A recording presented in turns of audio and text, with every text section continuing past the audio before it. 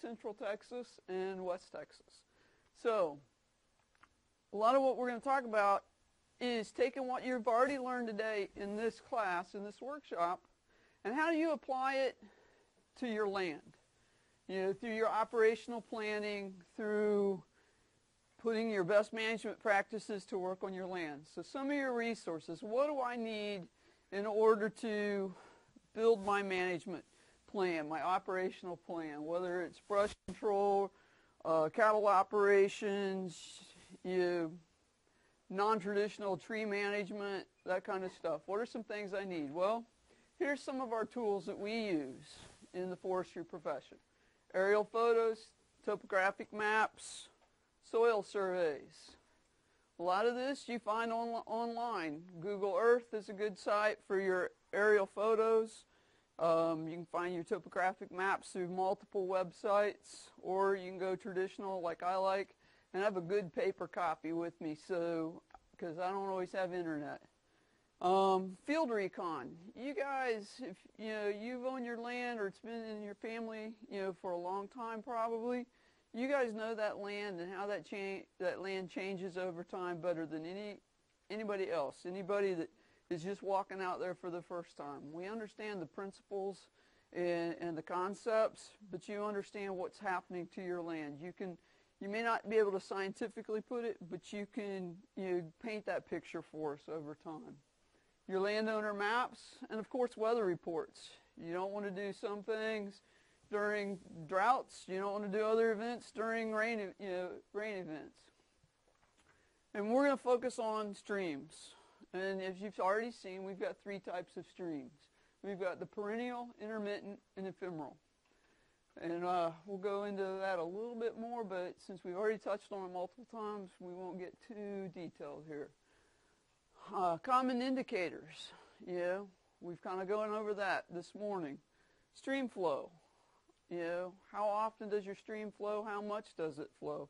You don't necessarily need to know as a land manager the scientific numbers, but you need to understand how that water moves through your stream, the definition of your stream, the shape, the water, does it pool or does it stay flowing the whole time? Or is it dry most of the time?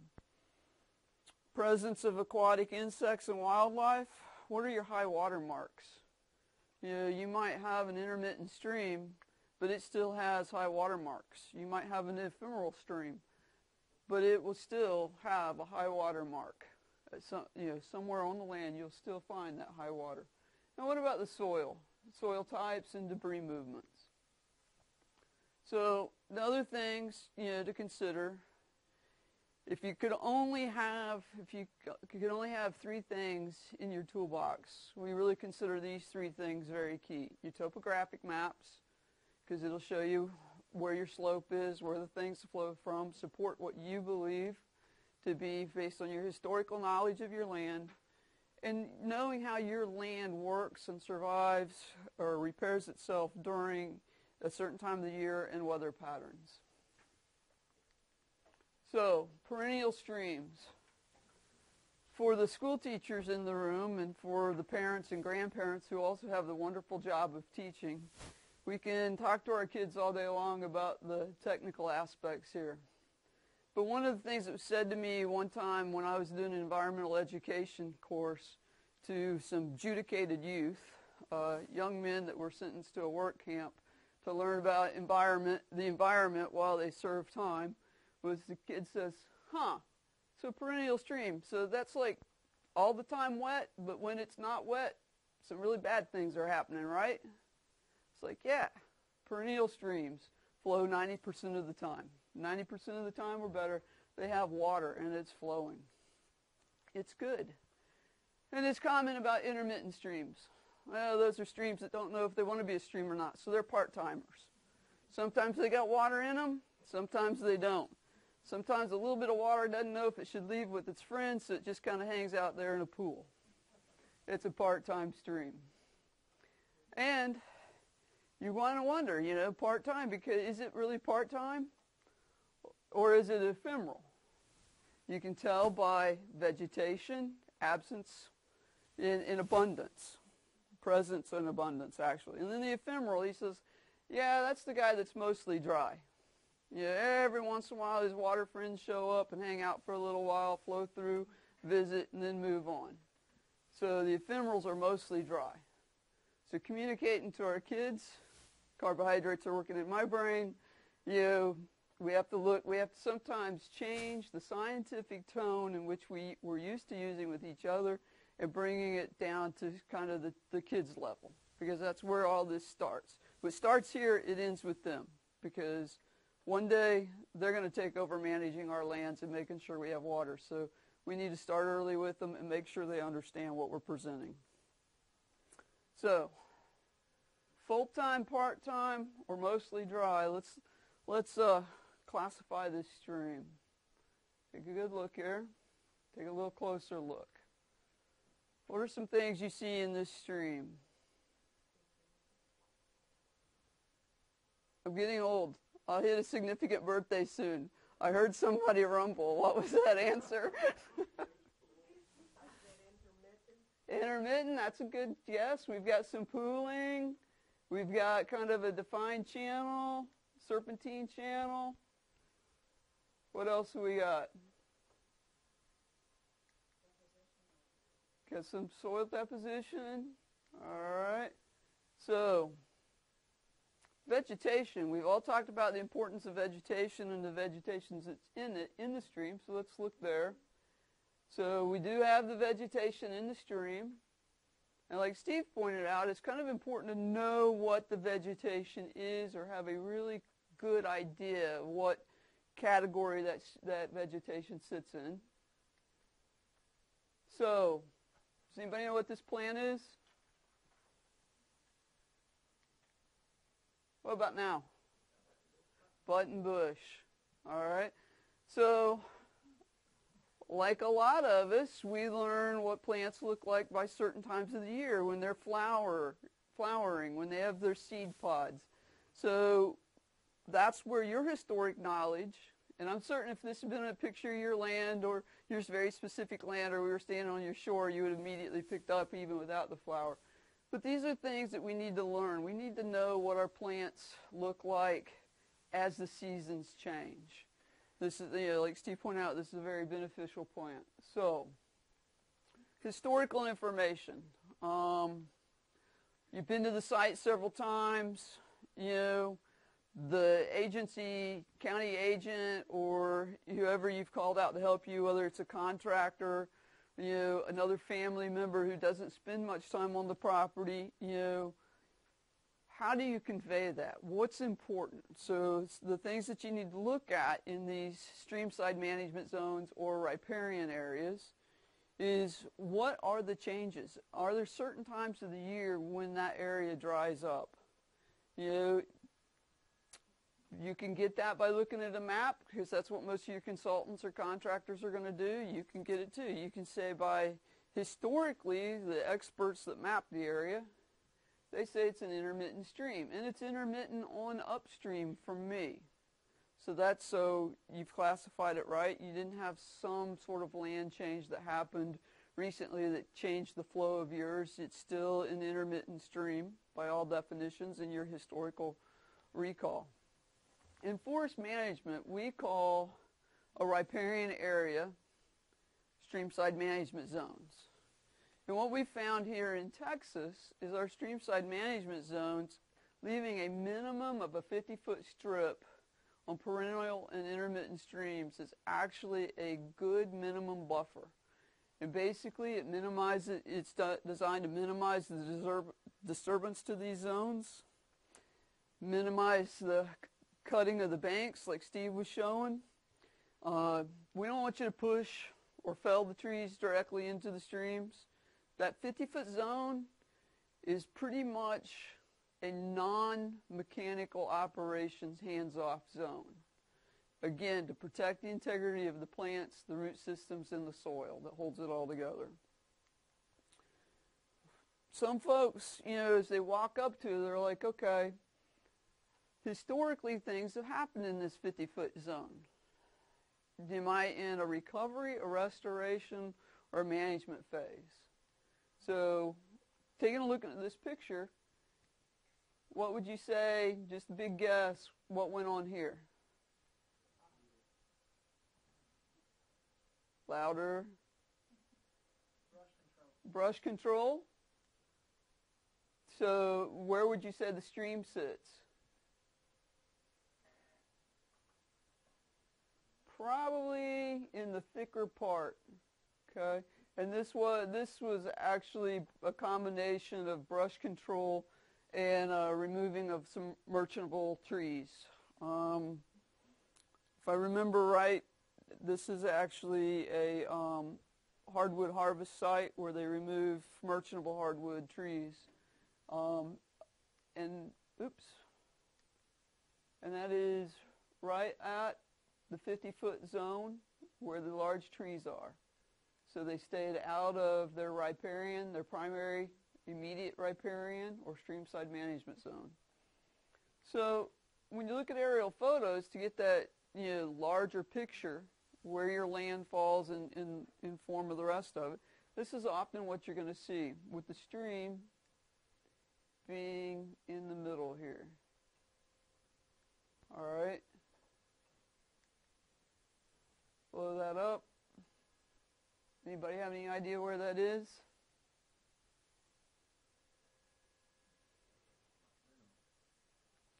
South Lanham. So,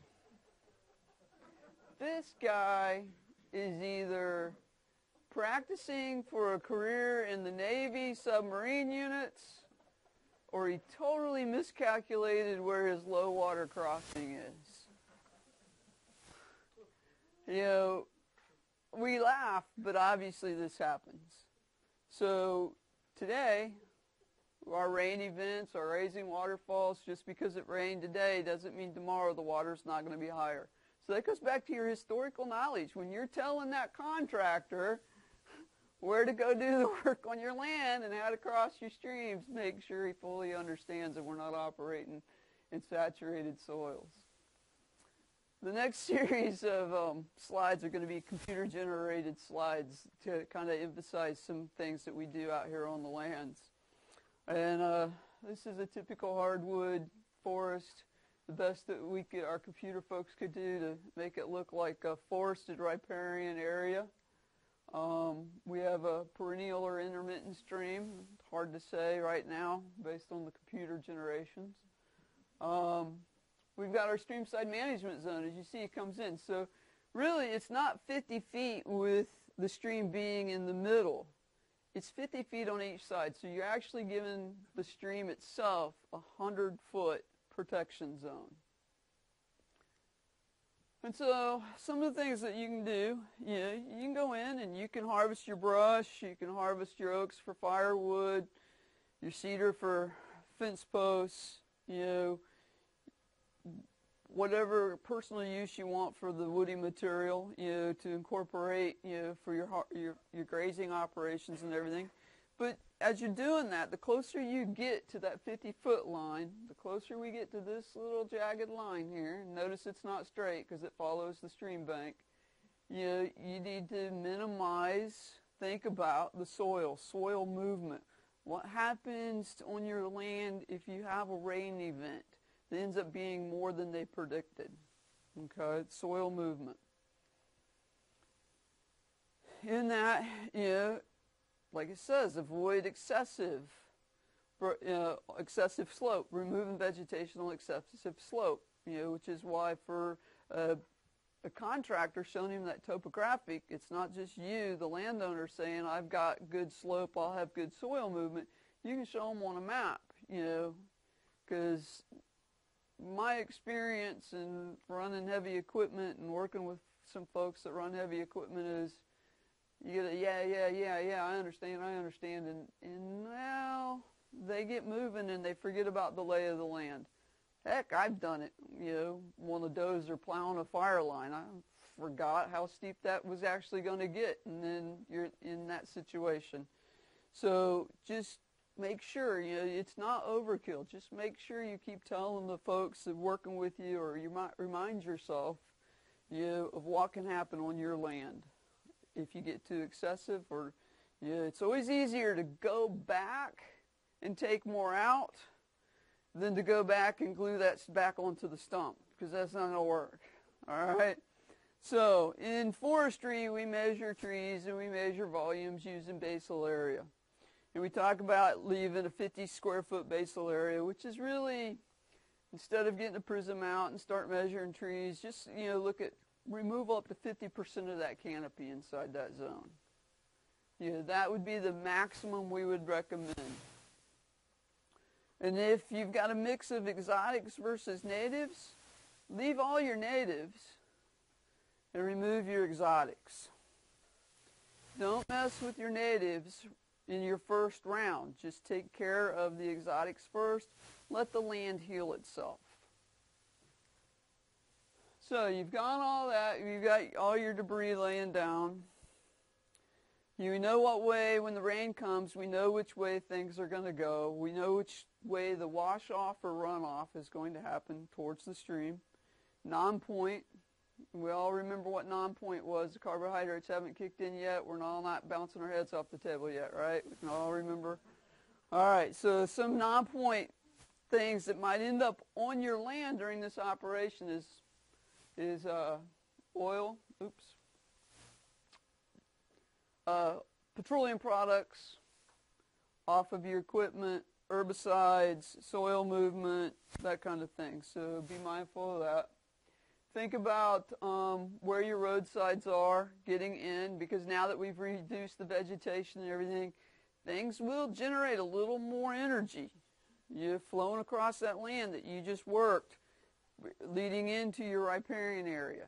You know, it's about upland and riparian management. They do go together. It's a puzzle. The pieces fit together. So everything we do on our upland can and will affect our riparian. So think about those roads that we just put in. Think about where we're going to load all that brush. If we're hauling it off site, where are we loading it? How is those trucks going to access those? When it's necessary, when you absolutely don't have any other choice but to cross that stream, think about the location of the stream, the vegetation, the rock. Where can that stream crossing be that would be the absolute least impacted? And you really want to minimize the number of stream crossings you have. And whatever you do, don't ever use a dirt crossing. Dirt moves.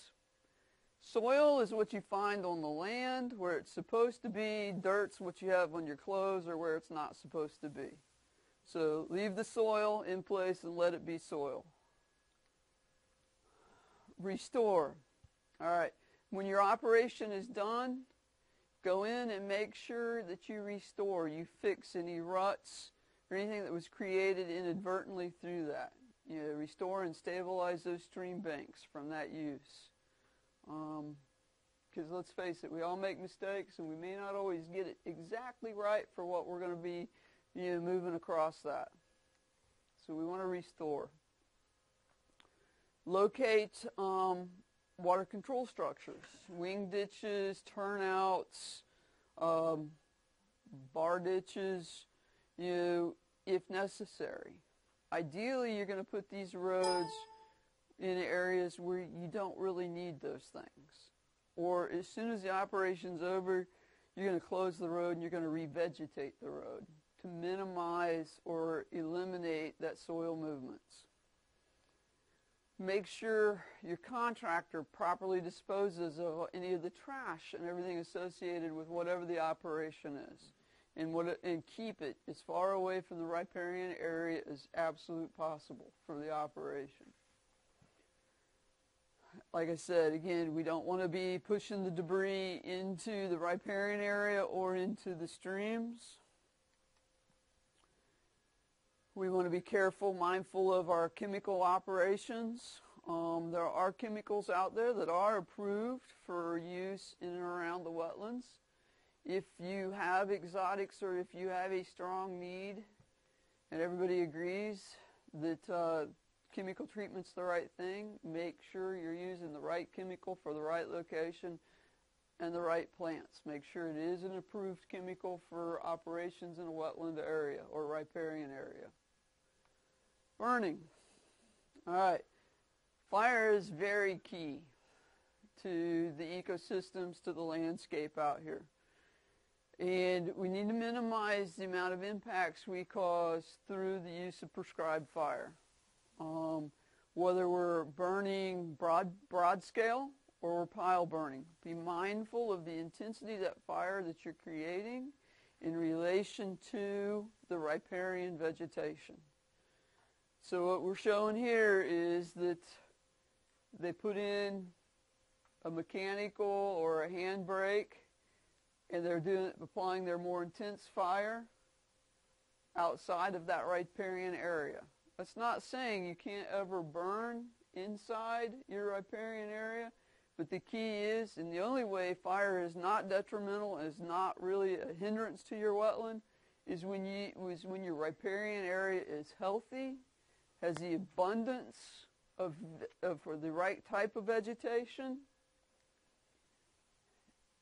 and it's during the right weather conditions.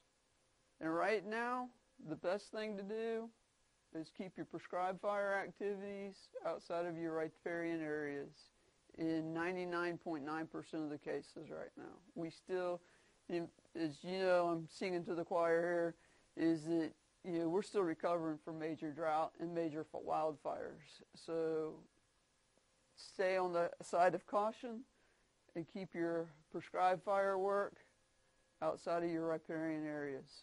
Give them a chance to heal. So we're going to conduct our site prep operation, and whether or not that's that you're going to go back in and you're going to plant trees for the folks in our eastern part of the state, this is really more for them, but this is really about us going in, and maybe we're direct seeding vegetation for our cattle operations or wildlife food plots. Think about how those seeds are sown, whether if there's any soil movement tillage involved with that operation. You want to minimize it.